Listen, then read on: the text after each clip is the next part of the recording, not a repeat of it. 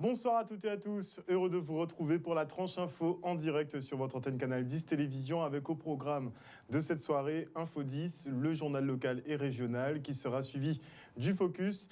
Nous sommes jeudi et donc le jeudi c'est Anthropologie sur Canal 10. Nous recevrons notre expert des humanités classiques africaines, Monsieur Nusire Kalala Omotunde. Mais on ne parlera pas forcément d'histoire aujourd'hui puisque nous avons la deuxième partie de notre émission consacrée au rachat de la centrale géothermique de Bouillante. Un projet qu'il a en commun avec un ingénieur et inventeur, Gérald de Bougré. On en parlera après la coupure pub de 19h, mais pour l'instant, place à l'actu. Une actu chargée avec une grosse actu, à savoir la vidéo de l'interpellation de Clodo qui est sortie sur les réseaux. A tout de suite.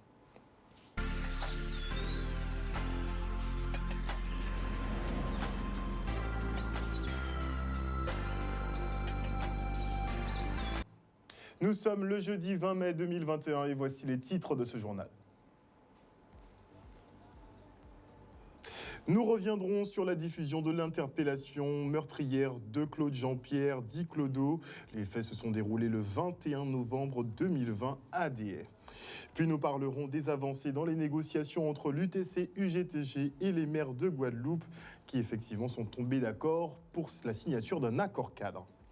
Et enfin, nous parlerons de la levée des motifs impérieux, une bonne nouvelle pour les acteurs du tourisme, mais pas pour une partie de la population inquiète de la recrudescence des cas à cause de la venue justement de ces touristes. Et qui plus est, ce soir, je recevrai Samuel Vivarez, qui est directeur régional de Corsair, avec qui on parlera de cette levée de motifs impérieux, mais aussi des règles sanitaires qui sont mises en place dans les avions. Et notez, avant de développer ces quelques titres, que le Conseil constitutionnel censure l'article 24 de la loi de sécurité globale qui visait à protéger les forces de l'ordre en opération en pénalisant la diffusion malveillante de leur image. Soutenu par les syndicats de police, cet article punit la provocation à l'identification des policiers et gendarmes. Le Conseil constitutionnel a également censuré aujourd'hui une partie de l'article 47 qui prévoyait l'utilisation de drones par la police lors de manifestations et un article rejeté puisqu'effectivement il porterait atteinte à nos vies privées. Et on enchaîne avec la publication des images de l'interpellation de Claude Jean-Pierre Adéhe. Cette dernière met en lumière la violence avec laquelle s'est déroulée l'intervention du 21 novembre 2020 avec des gendarmes qui auront laissé l'homme inerte au sol près de 15 minutes sur la chaussée. Des images terribles décortiquées par le média. Regardez. Attention, cette vidéo comporte des images violentes qui peuvent choquer. Nous avons eu accès à un enregistrement terrible. Ce sont des images de vidéosurveillance qui montrent comment un contrôle de gendarmerie a entraîné la mort d'un homme. La victime s'appelait Claude Jean-Pierre, un citoyen guadeloupéen de 67 ans. Les faits se sont déroulés le 21 novembre dernier à Adéhe, une petite commune de Guadeloupe. La voiture de Claude Jean-Pierre est arrêtée par les gendarmes. Ils veulent le soumettre à un test d'alcoolémie. Claude Jean-Pierre obtempère. À aucun moment dans les images, il ne donne l'impression de vouloir se soustraire aux demandes des agents. Quelques instants plus tard, les gendarmes s'approchent une nouvelle fois. Ils veulent le sortir de la voiture. Ils le tirent et le bousculent violemment. Après son extraction du véhicule, Claude Jean-Pierre gît inerte sur le sol. Il ne se relèvera plus. Il mourra à l'hôpital 2 semaines plus tard. En observant le minuteur de la caméra, on constate que la victime va rester allongée en plein soleil pendant 15 minutes avant l'arrivée des pompiers. Les gendarmes ne semblent pas s'apercevoir de la gravité de la situation. Ils le traînent sur le sol, ils lui posent après 5 minutes un chapeau sur la tête pour le protéger du soleil. Un gendarme maintient le couvre-chef avec son pied. Pendant ce temps, des passants reconnaissent la victime comme cette dame qu'on voit à l'écran qui contactera la famille pour les avertir du drame. Le 3 décembre 2020, Claude Jean-Pierre est déclaré mort à l'hôpital de Pointe-à-Pitre des suites des blessures subies lors de ce qui n'aurait dû être qu'un banal contrôle routier. Le rapport d'autopsie que nous avons pu consulter confirme la brutalité de cette énième violence policière. Selon les médecins qui l'ont rédigé, la mort de Claude Jean-Pierre a été causée par les gendarmes qui, en l'exfiltrant violemment de la voiture, ont causé la luxation de 2 cervicales. En clair, on lui a cassé le cou. D'après le rapport, une première hypothèse est que le décès ait été causé par, je cite, une traction des bras vers l'avant alors que la tête heurte le montant supérieur de la portière, entraînant un mouvement vers l'arrière du cou en hyperextension. Une hypothèse confirmée par un complément d'expertise rendu le 2 mars 2021. La fille de Claude Jean-Pierre, Fatia, a déposé une plainte le 2 décembre dernier. Une enquête a été ouverte pour homicide involontaire le 10. Pourtant, 5 mois après, malgré les témoignages et les documents disponibles, l'instruction est toujours au point mort. L'IGGN, l'inspection générale de la gendarmerie nationale, a quant à elle été saisie par la famille dès le 14 décembre. D'après les proches de la victime, les gendarmes mis en cause par la vidéo de surveillance n'ont toujours pas été entendus. Ils n'ont pas été suspendus et aucune procédure disciplinaire ne semble avoir été prise à leur encontre. Une inexplicable lenteur de la justice qui constitue une source de frustration immense pour la famille de la victime. Fatia, la fille de Claude Jean-Pierre, ainsi que son beau-fils, se mobilisent depuis plusieurs mois aux côtés d'autres familles de victimes de violences policières. Ils souhaitent obtenir justice pour Claude Jean-Pierre et pour toutes les autres victimes de violences policières.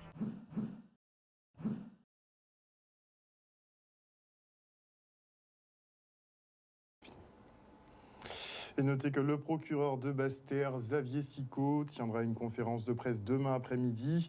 Et ce sera l'occasion pour lui de revenir sur ses déclarations de janvier dernier où il stipulait n'avoir rien vu d'anormal sur la vidéosurveillance. Et aussi en savoir plus sur le cas des gendarmes, à savoir s'ils sont toujours ici en Guadeloupe, s'ils sont toujours en exercice et s'ils sont éventuellement entendus ou même poursuivis par la justice. Et notez que le protocole d'accord signé pour l'acheminement des cannes de Marie-Galante vers la Guadeloupe continentale semble caduc.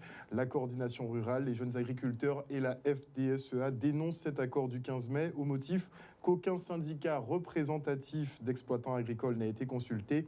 Ces derniers n'étaient même pas présents pour la signature et n'ont donc pas pu défendre le revenu des agriculteurs. Ils demandent effectivement à ce que la préfecture intervienne de façon à trouver un accord amiable. Et le conflit entre l'UTC, UGTG et les maires de Guadeloupe est en passe d'être réglé. Les deux parties sont finalement tombées d'accord pour l'application des avis de la CAP. Ils s'engagent donc à la signature d'un accord cadre pour la mise à jour des carrières. S'en suivra des négociations au sein de chacune des municipalités. On écoute Nestorius Favel, secrétaire général de l'UTC, UGTG. Dernier séance de travail nous fait, c'est mercredi. Nous faisons ça à la mairie de Basse-Terre, en présence à les 4 mai. Enfin, la ville des Amitiés représentée par un conseil municipal. Mais Basse-Terre était là, Atala, mais Capes était là, et mais aussi Courtois, et mais Bouillante, Abéli était là, et tenir d'autres techniciens, d'autres cadres là. Et donc, avec nous, délégation, donc nous travaillons sur l'ensemble des points qui concernent les maires. Et nous avons fait plusieurs projets. Et le dernier projet là nous fait, donc nous sommes d'accord. Pas de problème. Déjà, si pour prendre l'application des avis de la CAP, nous d'accord. Nous d'accord aussi sur une augmentation de quota de façon à surtout changer la situation à gens qui sont partis à la retraite. Et nous avons dit vraiment, on veut même dire qu'elles sont en émotion, nous avons dit ça, parce qu'à un moment donné, nous ne pouvons pas comprendre que nous sommes arrivés à sortir, surtout concernant les gens qui sont proches à la retraite. Et nous avons toujours dit que nous avons touché 300, 400 euros. Et donc, à partir du travail que nous faisons là, montant là, ça qui est fini, nous avons une retraite normale, convenable. Maintenant, nous avons juste un retour les mecs à faire, enfin les 4 mecs à faire pour les autres mecs. Et puis nous trouvons un jour, un week-end là, ou éventuellement en début de la semaine prochaine pour nous signer accord cadre là, dans le cadre à la mise à jour de la carrière et les 10 autres points qui concernent directement les collectivités. Accord cadre là, ça c'est un accord global de principe. Et après, il a ouvert pour des négociations dans les collectivités. Et maintenant, nous voyons qui ça a fait. Nous arrêtons le calendrier, nous voyons qui ça a fait. Et les points là, les côtés qui jaouké, nous pas obligés d'insister, les côtés qui nous doivent négocier, nous pouvons discuter. Mais le principe là, c'est ça nous toujours dit. Et ça c'est possible. Ça c'est possible. Et encore une fois entre nous, puisque là, on travaille nous et les maires. Les 4 mai, mais les 4 mai aussi avaient mandat à toutes les autres. Mais là, ça veut dire que nous sommes en train de rendre, ça qui n'est pas possible en mars, nous sommes en train de rendre possible en mois de mai. Alors donc, effectivement, nous tournons. Nous aussi, nous avons dit que nous sommes mobilisés uniquement à Saint-Louis Marie-Galante, mais ni Capestre, ni Grand-Bourg, ni communauté là. Donc nous aussi, en deuxième étape, il faut nous partir Marie-Galante, quelle que soit la manière, soit par la force, ou soit par la discussion. Mais il faut nous aussi aller là parce que nous travaillons là aussi, les 7 désirades. Et aussi après, il faut nous monter Saint-Martin. Un reportage signé Charlie Dagonia. Et le 9 juin prochain, fini les motifs impérieux pour les déplacements entre la Guadeloupe et l'Hexagone. Une bonne nouvelle pour le secteur tourisme qui bénéficiera d'un regain du trafic aérien pendant les grandes vacances. On fait le point avec Patrick Vialcollet, président de la Chambre de commerce et d'industrie des îles de Guadeloupe. Enfin, ouf, on va pouvoir recommencer à travailler, accueillir des visiteurs. Ça faisait depuis le 2 février, c'est plus de 4 mois, sans aucune activité. Vous imaginez, pour tous ceux qui de près ou de loin vivent du tourisme, je pense toujours à ces entrepreneurs qui ne pouvaient pas imaginer que ça leur arrive. Je discutais pas plus tard qu'hier avec un pêcheur, il me disait qu'il ne sait plus à qui vendre son poisson, les taximans n'ont plus de boulot, les hébergeurs non plus, les restaurateurs sont toujours en difficulté, puisque je rappelle que les restaurateurs ne sont toujours pas ouverts et que si on a une petite fenêtre de tir d'ouverture pour ceux qui vont ouvrir mardi prochain, juste avant la fête des mères, je pense aux commerçants, c'est une chance pour eux. Et quand j'ai mis sur le groupe « on va rouvrir », tout le monde c'était « waouh ». Les gens étaient contents, se retrouver, reprendre une activité. On n'est pas fait pour finalement ne pas travailler, sauf quand on est en vacances. Mais ça, c'est ce qu'on appelle les vacances bien méritées, avoir bien travaillé. Ça fait 1 an qu'on est en train, comme on dit, de choquer. J'ai aussi tout de suite une pensée pour les boîtes de nuit, les cinémas, ceux qui font tout ce qui est autour du spectacle. Ben, ils n'ont pas travaillé depuis presque 1 an. C'est terrible ce qui est en train d'arriver aux entrepreneurs. Et moi, j'ai quelque chose que je voudrais vraiment exprimer aux Guadeloupéens. On a la solution contre la Covid. C'est le vaccin. Mais vraiment, j'implore les Guadeloupéens à trouver une solution de sortie à travers ce vaccin. Nous n'avons rien d'autre. Et on va passer de confinement en confinement, on va passer de motif impérieux en motif impérieux. On ne s'en sortira pas sans le vaccin. J'ai cette image de quelqu'un qui a la tête sous l'eau et qui doit de temps en temps respirer s'il ne veut pas mourir.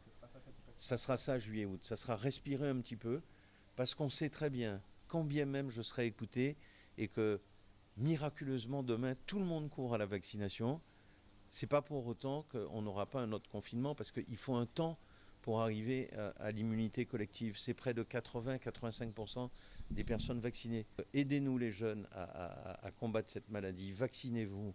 Les personnes âgées, ne prenez pas de risques, vaccinez-vous s'il vous plaît. C'est vraiment, j'implore ça, pour qu'on puisse retrouver une vie normale. La solution, c'est le vaccin, en tout cas pour certains, et chacun est libre de décider si oui ou non il le prend.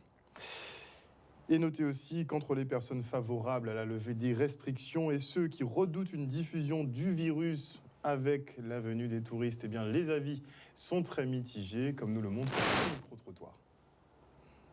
Lever des motifs impérieux, je trouve que c'est bien dans la mesure où les gens sont vaccinés, d'où ça craint rien, quoi. C'est un peu hypocrite, mais bon. En fait, c'est bon d'un côté et c'est mauvaise de l'autre côté. Parce que j'ai ma mère en métropole, j'aimerais bien qu'elle arrive. Mais les mesures sanitaires, ce ne sera pas respecté avec les métropolitains. Donc ça va être dangereux pour nos enfants et ainsi que nous, on sera obligés encore reconfinés comme la dernière fois. Je pense que c'est très bien parce que par exemple, nous qui vivons ici et qui avons toute notre famille en métropole, au moins on va pouvoir rentrer. Jusqu'à maintenant, on ne pouvait pas. Nous, la dernière fois, on était bien, il n'y avait pas autant de cas. Et aussitôt qu'ils ont levé les mesures, on a eu plein de cas très rapidement et qui fait qu'on s'est retrouvés 3 semaines enfermés pour notre pomme en fait. Donc je ne suis pas très pour, voilà. On s'y attendait. Les vacances arrivent. Pour l'instant, moi, je t'ai dit que nous devons faire comme également. Comment je peux vous expliquer ça? C'est une bonne chose pour l'économie du pays, mais maintenant, du point de vue sanitaire, je me pose la question. Mais économiquement, nous ne pouvons pas faire ça. C'était fermer les frontières pendant un moment, qu'on les voit là-bas, nous dit que nous devons fermer les frontières pendant un moment, mais nous ouvrons sur le monde. Hein, et le commerce pas fonctionné. Je pense que c'est très difficile. Il ne faut pas que ça reparte. Enfin, côté égoïste dit on ne veut pas récupérer de nouveaux cas de contamination et le côté altruiste dit que bon, ça, il faut que tout le monde vive. C'est encore une façon de ramener un certain nombre de touristes ici en Guadeloupe et qui vont une fois de plus permettre au Covid de repartir de plus belle. Vous savez, il n'y a qu'à regarder. Hier, on a libéré, je crois, un certain nombre de choses en France. Hier soir, déjà, par exemple, je crois qu'à Rennes ou dans l'une des villes, il y a des jeunes qui n'ont pas respecté le couvre-feu qui était à 21h. Donc, vous voyez, ça veut dire qu'en fait, c'est des gens qui ne pensent qu'à eux. Ils ne pensent pas aux autres. Donc, manifestement, libérer les motifs impérieux, ça veut dire qu'on va encore avoir une flopée de gens qui viennent ici et qui vont encore, une fois de plus, faire repartir le Covid en Guadeloupe. Un micro-trottoir signé Michel Depape. Et maintenant, je reçois Samuel Vivarès, qui est directeur régional de la compagnie Corsair. Bonsoir, monsieur Vivarès. Bonsoir, bonsoir à tous. Alors, vous avez pu entendre un petit peu les doutes, le sentiment des Guadeloupéens à propos de la levée de ces motifs impérieux et du retour des touristes. Qu'est-ce que vous leur dites ? Je leur dis que tout peut se comprendre. Tout peut se comprendre parce qu'on est dans une période où effectivement, après le contexte, on peut se poser beaucoup de questions. Mais en même temps, on a quand même un problème, celui de retourner à une réalité et celui de relancer l'économie, relancer la vie et relancer chacune des familles guadeloupéennes pour qu'elles recommencent à fonctionner normalement. Vous pensez qu'il y a une crainte du retour à la vie normale ? Alors peut-être pas une crainte à la vie normale, une crainte du retour à ce qu'on a connu sur les mois derniers. Et c'est compréhensible. Ce qui est certain, c'est que depuis, beaucoup de choses ont évolué. Alors le test PCR, on peut dire ce qu'on veut, mais quand bien même qu'on puisse avoir les doutes, il a quand même fonctionné parce que même malgré les motifs impérieux, des gens venaient sur les Antilles, se déplaçaient, et il n'a jamais été révélé que ces tests, en tout cas le dispositif mis en place, avait des failles. Deuxièmement, il ne faut pas oublier que les touristes dont on parle, les personnes de l'Hexagone dont on parle, sont aussi, elles, en mode vaccination. Donc ce sont des éléments qui sont à prendre en compte. Et puis il y a surtout cette volonté mise en place que ces personnes, quand elles viennent, réalisent de nouveau le test. Donc c'est pas... Il y a le test, il y a la quarantaine, voilà. Mais les Guadeloupéens n'y croient pas trop.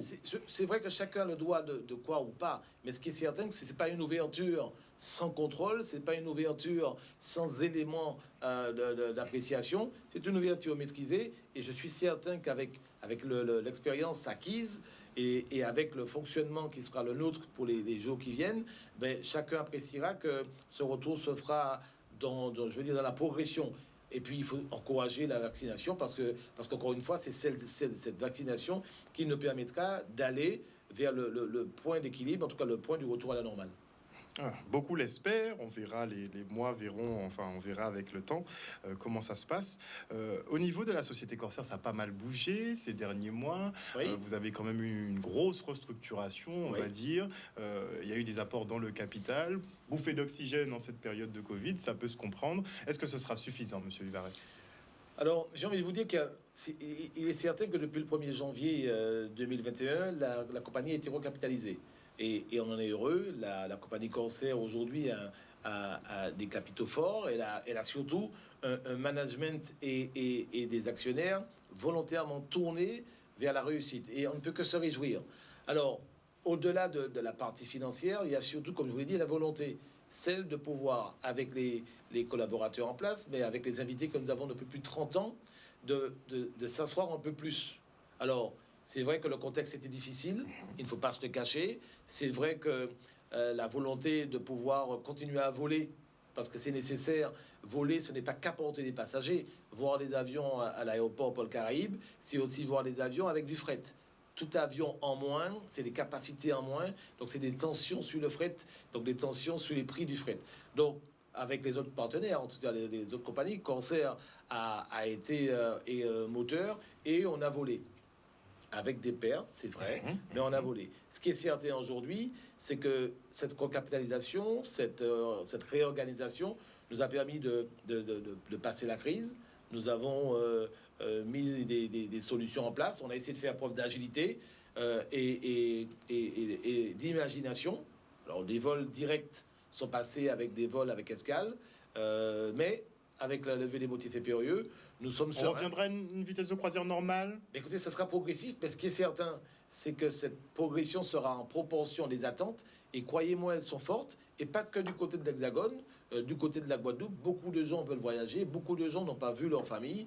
Beaucoup de gens, et je le rappelle, hein, la Guadeloupe est une destination qui est très prisée dans les deux sens. Je veux dire, pour les touristes, mais pour tous ceux qui, loin de leur île, ont envie d'y retourner, nous avons mis ce qu'il faut, tant au niveau du nombre de vols, parce que, encore une fois, c'est des vols directs vers la Guadeloupe, et ceux-ci tous les jours de la semaine. Donc à partir du 9 juin, on sera à une moyenne de combien de vols par On jour? sera dans une moyenne de vols quotidiens, voire bi-quotidiens. D'accord. D'accord. Et parallèlement à ça, toujours pour rassurer, parce que c'est pas qu'au niveau du départ de métropole, je rappelle que dans les avions, l'obligation du masque sera de rigueur, et ceci durant toute la durée du vol. Les dispositions sanitaires sont en place, le gel, les kits individuels, les films sur les tablettes, le renouvellement de l'air. Je veux que tout le monde comprenne que de tous les côtés, qu'ils soient rassurés, les choses se sont mises en place globalement et de façon précise pour que chacun se sente bien et qu'on puisse maîtriser les évolutions qui seront les nôtres prochainement. Est-ce que vous avez déjà une projection à savoir quand est-ce que vous allez revenir à un rythme normal? Écoutez, Est-ce qu'on sait si ce sera juillet, si ce sera août? Ben, les derniers mois nous ont montré que spéculer n'était pas toujours C'est pas une bonne idée en ce évident, moment. voilà, évident et maîtrisable. Ce que nous espérons, parce qu'encore une fois, je pense que le plus dur est derrière nous. Ce que nous espérons, c'est que tous les moyens mis en place nous permettront de maîtriser le retour à la normale. Mais je suis certain, quel que soit le pessimisme de chacun, que la volonté est d'avoir un retour à la normale. Ça ne peut pas durer. Il en va de la survie de tout et chacun. Et je ne parle pas que des entreprises, hein. Je parle des foyers. Nous devons avoir une visibilité. Et je pense que cette date du 9 juin n'est pas le début de tout ou de n'importe quoi. C'est le début d'une progression et d'un retour à la normale. Donc, à votre question, je dirais pas le plus vite possible, en fonction de la cadence qui sera celle de la prudence. Très bien. On sait aussi, j'ai pris beaucoup de temps, mais je profite de votre venue. On sait aussi que vous avez un nouvel appareil qui a été livré. Techniquement, il y en a d'autres qui sont en attente. Alors, le 15 avril, nous avons eu notre premier A330 Neo qui a été livré. Alors, c'est un avion qui est sensiblement identique à l'extérieur, mais à l'intérieur, c'est toujours le triclasse, mais avec les dernières innovations. J'en parle, mais nous avons le Wi-Fi intégré à bord stable qui vous permettra à tout à chacun de rester connecté. Donc ça, c'était le 15 avril. Depuis jeudi dernier, le deuxième a été livré et le troisième est livré le 24 juin. Donc on est dans une cadence maîtrisée là aussi. Les avions rentrent dans la flotte. Ils seront dans un premier temps sur l'océan Indien parce que pour des questions de régularité de produits, on ne peut pas mettre un avion et pas le mettre et l'enlever. Ce qui est certain, c'est que dès la fin de l'année, les Guadeloupéens... Votre flotte sera complète? Elle sera complète. Nos avions au nombre de 8 pourront desservir autant de fois qu'il le faudra la Guadeloupe parce que, encore une fois, depuis 30 ans, nous le sommes et à jamais nous ne resterons attachés à la Guadeloupe et aux îles des Caraïbes. Merci beaucoup, Monsieur Vivarès, d'être venu sur ce plateau ce soir. Et on part maintenant pour le lancement de la start-up .gp qui, cette année, est en partie dématérialisée, Covid oblige. Et pour cette première journée, pas moins de 100 acteurs économiques de la Caraïbe, du Burkina Faso, du Québec ou encore du Congo ont interagi autour des solutions numériques, des workshops en présentiel, mais très peu, et surtout en vidéoconférence. Le reportage.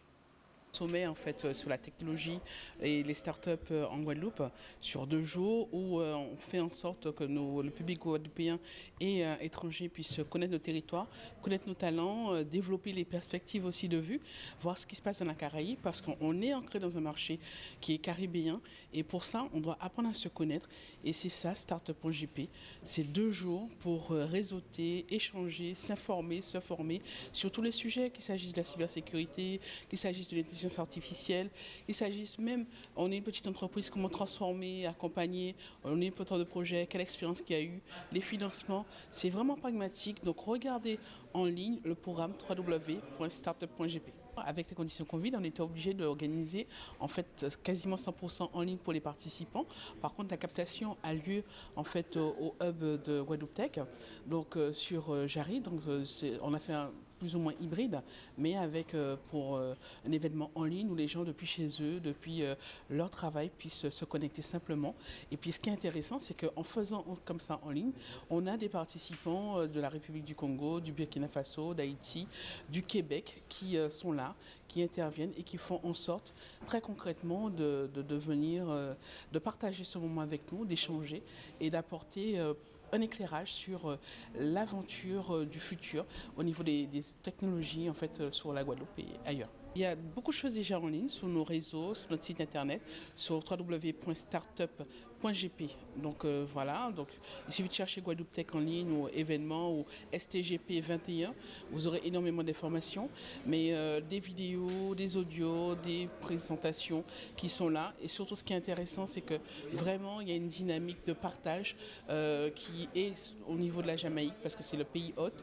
Et vraiment, sans cet événement-là, pour eux, c'est les États-Unis, l'Angleterre ou d'autres pays de la Caraïbe, on n'existe pas. Là, on monte, mais ok, on y va. C'est à nous d'aller à votre rencontre. On veut apprendre de vous, mais en même temps, en faisant ça, ils sont intéressés à apprendre de nous également.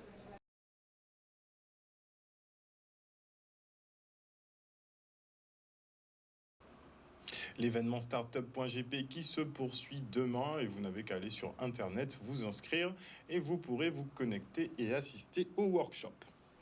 Et voilà, chers téléspectateurs, malheureusement, nous sommes arrivés au terme de ce journal. Merci pour votre fidélité à ce programme. N'oubliez pas une des principales informations, à savoir que la vidéo de l'interpellation de Claude Jean-Pierre, dit Clodo, a fuité sur les réseaux et notamment sur le média. Et par rapport à ce visionnage qui n'a visiblement pas plu du tout à la population, le procureur de Basse-Terre, Xavier Sicot, tiendra une conférence de presse demain après-midi. Et ce sera l'occasion effectivement pour nous de revenir sur ces déclarations de janvier dernier, puisqu'il avait stipulé n'avoir rien vu de choquant finalement dans cette vidéo et nous expliquer un peu la procédure qui est en cours. Une bonne soirée à vous, des bisous, on se retrouve demain.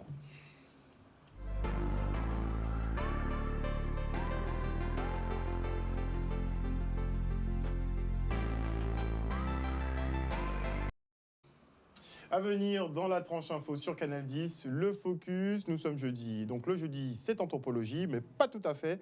On a quand même notre expert des humanités classiques africaines, le professeur Nusere Kalala Omotunde, mais il sera en compagnie d'un inventeur, Gérald de Bougré, qui vont nous présenter justement leur projet de rachat de la centrale géothermique de Bouillante. Visiblement, on peut rentrer dans l'actionnariat et augmenter les capacités de production de cette usine. Ce sera après la coupure pub. Et avant cela, je dis bonsoir à Carole Tex, bonsoir à Maude Petit Pas, bonsoir à Maggie Delaney, bonsoir à Jimmy Kamagouva Aliar, bonsoir à Mad Trinity, bonsoir à Madly Congré, bonsoir à Damien Salibur, bonsoir également à Teddy Bamberg, à Absalon Hugues Théodore, bonsoir à Alain Yen, bonsoir à Elisa Daville, bonsoir à Maureen GTR, à Claudie Giraud-Girard, bonsoir également à Lydie Ratier, à Dominique Landry, bonsoir à Maggie Delaney, bonsoir au général Franck Abar, et qui d'autre, bonsoir à Harry Gourdine, un nom que je ne connais pas. On se retrouve après la coupure pub.